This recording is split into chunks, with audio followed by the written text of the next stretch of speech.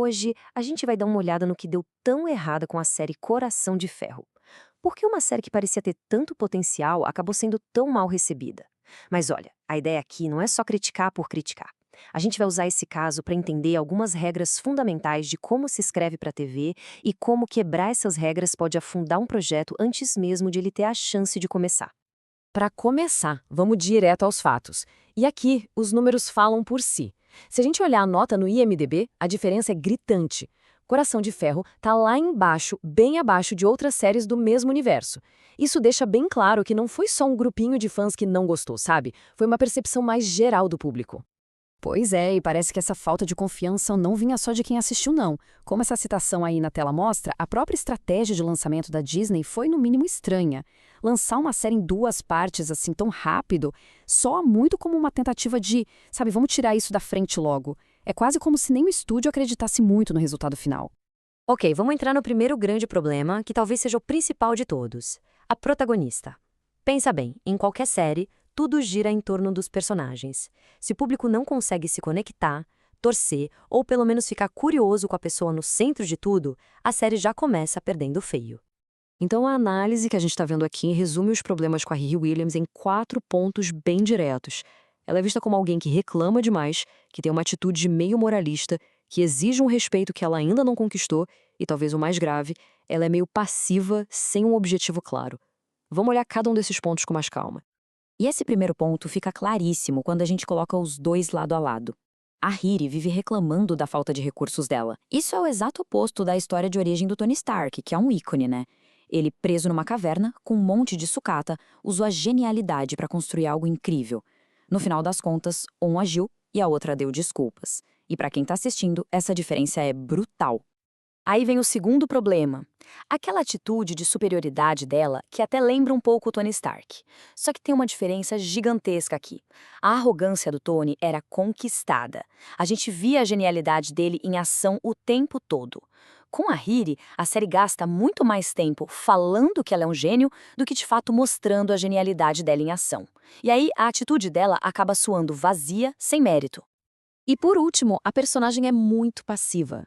Coisas importantes, tipo ser expulsa da faculdade ou entrar para uma gangue, simplesmente acontecem com ela. São os outros que ditam o rumo dela. O Tony Stark, por outro lado, estava sempre no controle, sempre empurrando a história para frente. Ele era um motor, enquanto a Riri parece que é só levada pela correnteza, o que a torna uma protagonista bem menos cativante.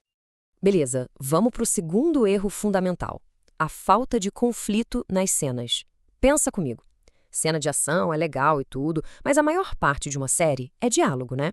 E se essas conversas não têm tensão nenhuma, nenhum atrito, elas viram só barulho de fundo. Dá pra pegar o celular que você não perde nada importante.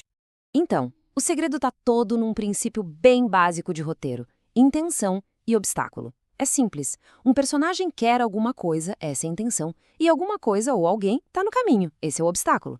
O drama, a parte interessante da cena, tá em ver como o personagem vai tentar superar esse obstáculo. Vamos pegar um exemplo prático da série para isso ficar mais claro. A cena até começa bem.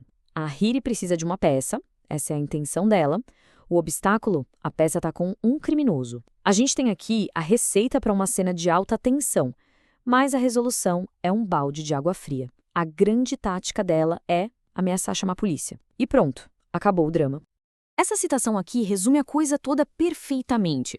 Uma solução tão boba e que não convence faz o conflito todo parecer de mentira.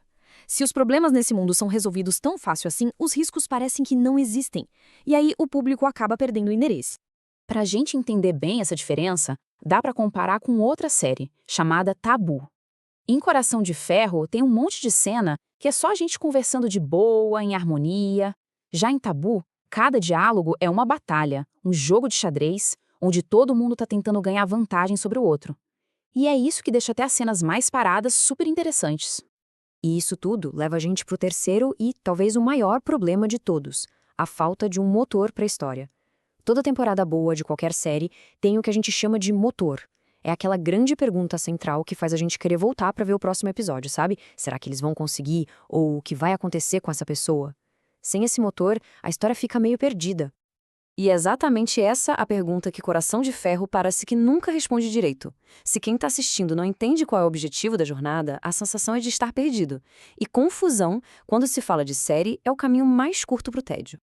A série até tenta jogar umas ideias de motor na história, mas nenhuma delas engrena de verdade. Ah, o objetivo é conseguir dinheiro para a armadura? Pô, mas ela já tem uma que funciona. É sobre investigar o cara do mercado negro? Ele quase não aparece. Então é uma série de um roubo por semana? Os roubos parecem meio jogados, secundários, sem muita preparação. Nenhum desses fios é forte o bastante para costurar a história. E a grande lição sobre esse motor da história é essa aqui. É bem simples, na verdade. A confusão é o maior inimigo de qualquer série que quer manter o público. Se quem está assistindo não sabe para onde a história está indo, a sensação é de que não está indo para lugar nenhum, e aí a pessoa simplesmente para de ver. Tá, e o que a gente tira de lição disto tudo? Porque, de novo, a ideia não é só meter o pau, mas sim usar esse exemplo para a gente entender alguns pilares que seguram qualquer boa história que se preze. E os pilares são basicamente estes 3. Primeiro, cria um protagonista que o público queira seguir, mesmo que ele tenha defeitos. Segundo, toda santa cena precisa ter um conflito. Alguém quer alguma coisa e algo está no caminho.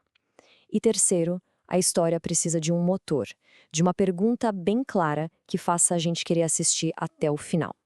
E tudo isso deixa a gente com uma pergunta bem importante para pensar. Nesse mundo de hoje, lotado de franquias e marcas gigantescas, será que só o nome famoso já basta? Ou será que no fim do dia não importa o tamanho da franquia, se ela ignorar o básico, o feijão com arroz de como se conta uma boa história, ela simplesmente não se sustenta?